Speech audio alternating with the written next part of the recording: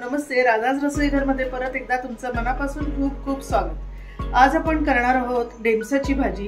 डेमसाची भाजी खूप गुणकारी आहेच आहे. त्याच्या भरपूर वेगवेगळ्या रेसिपी आहेत. त्याच्यातली आज मी जी भाजी तुम्हाला दाखवणार आहे रेसिपी ती भरली डेमसं दाखवणार आहे. पाहूया मग त्याची रेसिपी.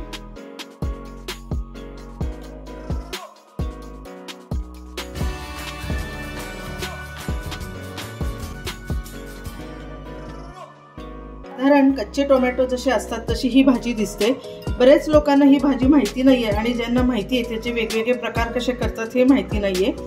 तर ही जी भाजी असते ह्याच्यामध्ये बिया असतात.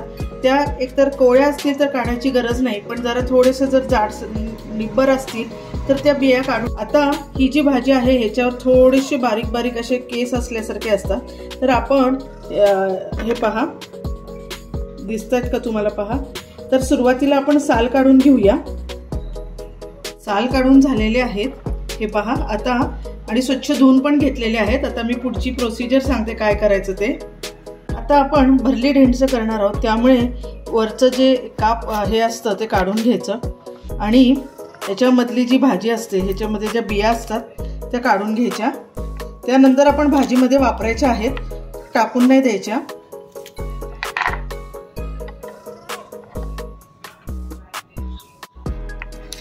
आपल्याला भरली ढेमसं करायचे आहेत म्हणून आपण हे काढून घेतोय.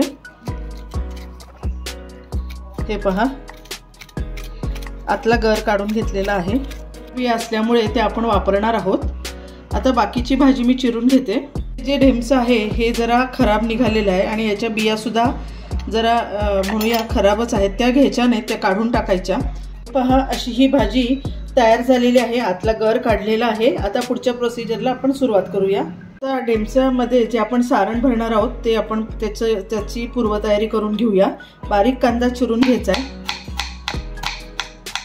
आता जो चिरलेला कांदा आहे त्याच्यातला अर्धा कांदा मी इकडे टाकून घेते आणि अर्धा आपण फोडणीसाठी ठेवूया. त्यानंतर आपण एक टोमॅटो चिरून घेऊया. लहानच टोमॅटो घेतलेला आहे. थोडा टोमॅटो याच्यामध्ये टाकूया सारणामध्ये. त्यानंतर ओला नारळ आहे तो सारणामध्ये टाकायचा आहे आणि थोडासा ओला नारळ आपल्याला जी फोडणी करून घ्यायची त्याच्यासाठी ठेवायचा आहे. थोडंसं आलं घ्यायचं आहे. आलं टाकलेलं आहे. त्यानंतर हिरवी मिरची, दोन हिरव्या मिरच्या घेतलेल्या आहेत, बारीक चिरून घेऊया त्या सुद्धा. थोडीशी इकडे आणि बाकीची फोडणीमध्ये टाकायची आहे. त्यानंतर कोथिंबीर घ्यायची आहे.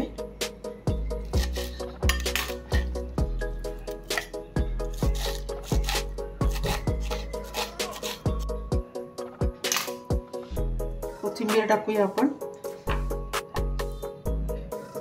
तर या सारणामध्ये थोडंसं चवीपुरतं मीठ घालायचं आहे.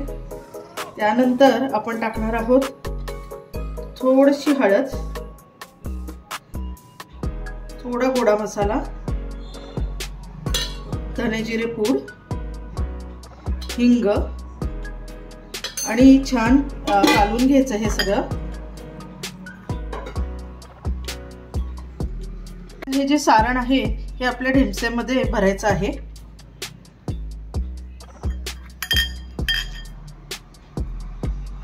व्यवस्थित दाबून भरायचं आहे म्हणजे ते बाहेर येणार नाही.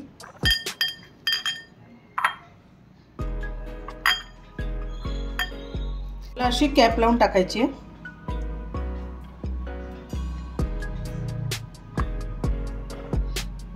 आता हे तयारी झालेली आहे. आता आपण फोडणीसाठी तयारी करूया. भाजीमध्ये आपण टाकणार आहोत हरभऱ्याची डाळ. साधारण 15 ते 20 मिनिटांपूर्वी ही मी डाळ भिजत घातली होती. आता आपण फोडणीसाठी तेल टाकूया. तेल बऱ्यापैकी लागतं. तुम्ही डाएट वगैरे करत असाल तर कमी तेलामध्ये सुद्धा ही भाजी होते. जी आहे ही नागपूरमध्ये, विदर्भामध्ये जास्त केली जाते. लग्न कार्यामध्ये बरेचदा ही भाजी बनवली जाते. आजकाल इकडे पण सगळीकडे भाजी मिळते, पुण्या वगैरे साईडला, पण प्रमाण कमी असतं. त्यामुळे इथल्या किंवा कॉलेज गोईंग मुलांना किंवा ज्यांची लग्न होत आहेत त्यांना ही भाजी जास्ती माहिती नाहीये. आणि या भाजीच्या माहितीचा व्हिडिओ मी ऑलरेडी टाकलेला आहे, ते तुम्ही जरूर पहा. शॉर्ट टाकलेला आहे. पण फोडणी करून झालेली आहे. मग कांदा टाकते.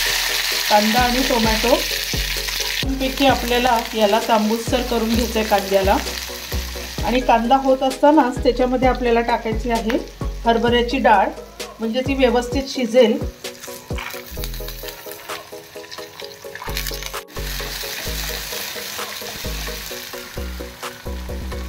खोबरं सुद्धा टाकूया आपण, कोथिंबीर, ओलं खोबरं, आणि माझ्याकडे थोडासा कांदा राहिलेला आहे तो पण मी टाकून देते. आता ही भाजी शिजते आहे, तर आपण आता काय करायचं, ही जी आपली भरलेली ढेमसं होती ती आता याच्यावर ठेवायची आहे. कारण मी आता कुठलेही मसाले टाकत नाही, जर आत्तापासूनच आपण मसाले टाकले तर ते करपून जातील आणि त्याची जे गुणधर्म आहेत ते आपल्यापर्यंत पोचणार नाहीत, म्हणजे आधीच ते जळून जातील. त्यामुळे पहिला आपण ही भाजी शिजून घेऊया आणि त्यानंतर बाकीचे मसाले टाकूया. आता ही भाजी ठेवलेली आहे आणि राहिलेलं जे सारण होतं मगाशी जे भाजीचं मी स्टफिंगसाठी ते सुद्धा टाकून देते. म्हणून पाणी टाकायचं आहे खाली, साधारण 2 चमचे. लक्ष ठेवत राहायचं आधनंमधनं या भाजीकडे. आणि आता वाफ येण्यासाठी झाकून ठेवायचं. ही भाजी शिजायला जरा वेळ लागतो, साधारण मीडियम गॅसवर तुम्ही 10 ते 15 मिनटं याला ठेवून द्या. 10 ते 15 मिनटं झालेली आहेत. आता आपण काय करूया, ही जी भाजी आहे ती थोडीशी बाजूला काढून घेऊया. जे आपण स्टफ करून ठेवलेली जी ढेमसाची भाजी आहे ती जरा अर्धवट शिजलेली आहे. या स्टेजला आपण ही भाजी काढून घ्यायची आहे. आणि आता राहिलेली जी भाजी आहे त्यामध्ये आता आपण मसाले टाकून घ्यायचे. घालूया 2 चमचे. त्यानंतर हळद, तिखट घालायचं 1 चमचा, 1 चमचा गोडा मसाला, किंवा तुमच्याकडे जर लसूण मसाला वगैरे असेल, कांदा लसूण मसाला, तो सुद्धा टाकू शकता, पण ते ऑप्शनल आहे. त्यानंतर आपण हिंग घालूया. आता हा मसाला व्यवस्थित परत एकदा भाजीबरोबर परतून घ्यायचा आहे.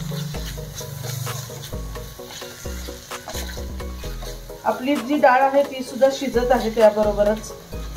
आणि परत एकदा आता या भाजीमध्ये पाणी टाकायचं आहे. खूप पाणी नाही घालायचं आहे, थोडंसंच पाणी घालायचं आहे. हे पहा, एकजीव करून घ्यायची सगळी भाजी. आता चवीपुरतं मीठ घालायचं आहे. मी एकदा पाहते, चेक करते. मीठ घालूया, चवीपुरतं मीठ घालायचं आहे. आता परत एकदा हे सगळं टाकून झालेलं आहे. ही भाजी जी आपली जी ढेमसं आपण भरली ठेवलेली होती ती परत एकदा अलगद अशी आतमध्ये ठेवून देऊया.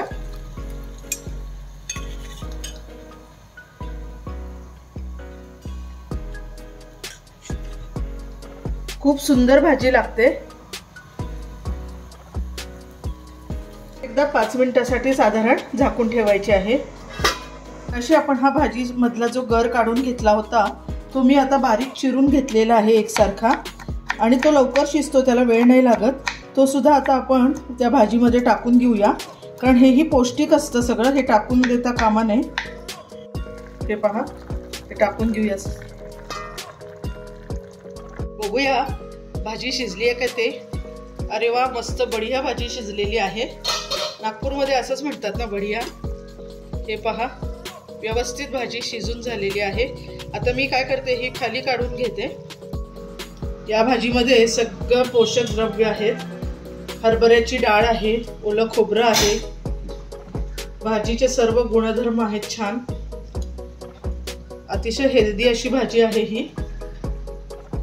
चवीला तर उत्तम लागतेच, मस्त लागते एकदम.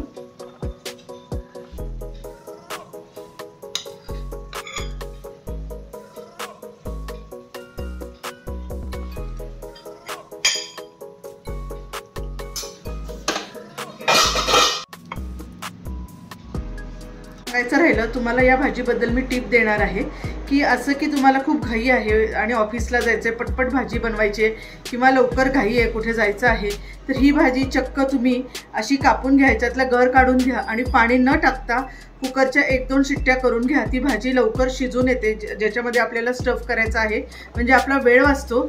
आणि त्यामुळे ही मी तुम्हाला टिप देते. पटकन होते ही भाजी आणि चवदार तर लागतेच, पण अशी सुद्धा ही भाजी चवदार लागते कारण ह्याच्यातला जो रस असतो भाजीचा या भाजीमध्ये उतरतो शिजवताना.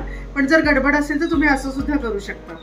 उत्तम लागणारी, करायला सोपी आणि खूप गुणधर्म असलेली ही आपली ढेमसाची भाजी तयार आहे. नक्की नक्की करून पहा आणि एक करायला विसरू नका. ज्यांनी आजपर्यंत सबस्क्राईब नसेल केलं त्यांनी जरूर सबस्क्राईब करा. राधा रसोईघर हे माझं चॅनल. Thank you very much.